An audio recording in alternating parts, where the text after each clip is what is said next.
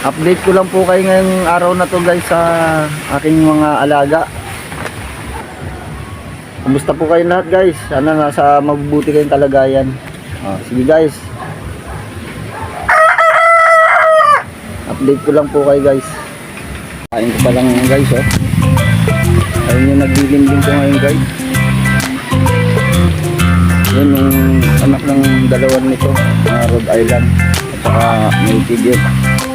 Yan yung itlog niya, lumabas kasi nagpakain ako. Hanggang sa yung itlog niya.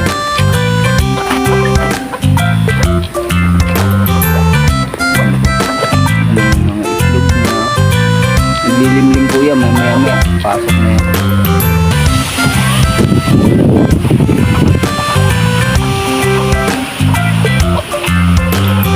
Sa mga itlog nitong isa, yun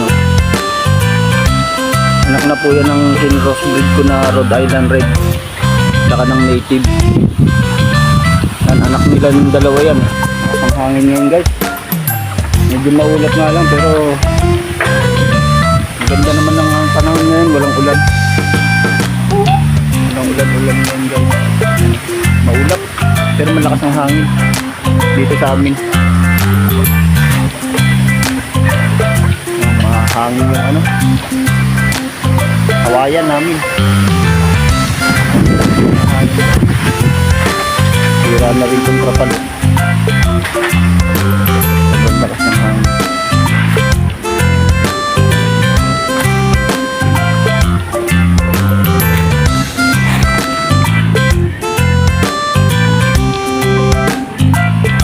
Tuyo naman po. Diyan ko na sila pinakain guys.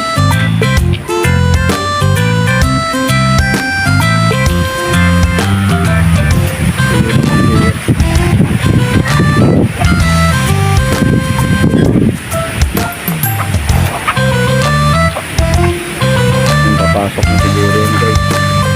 Bibiling na ayan na.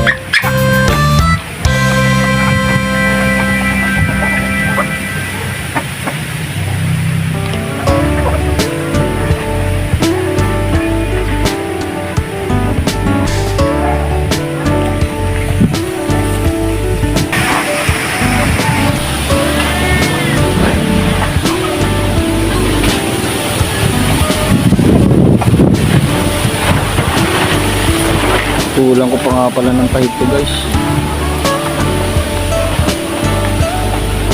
Haba na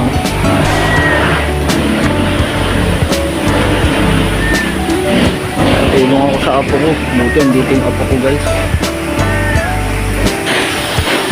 Yan, maya maya po guys, baka magdimdim na yan. Papasok na yan guys dito sa kulungan ay sa pugaran.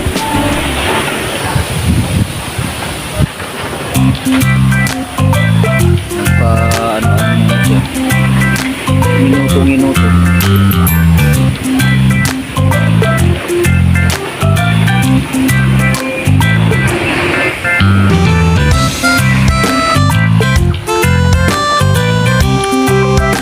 Guys, nagpakain na ako ng mga manok. Sila guys, malalaki na yung mga dati kong sisiw lang guys, malalaki na. Yung nanay nila, ayun yung medyo malaki na yun. Kumakakak na yun guys, malapit ng yun. Malapit ng paasawa, kumakakak na siya. Ang lalaki na kasi nito, yung mga sisiw niya dati.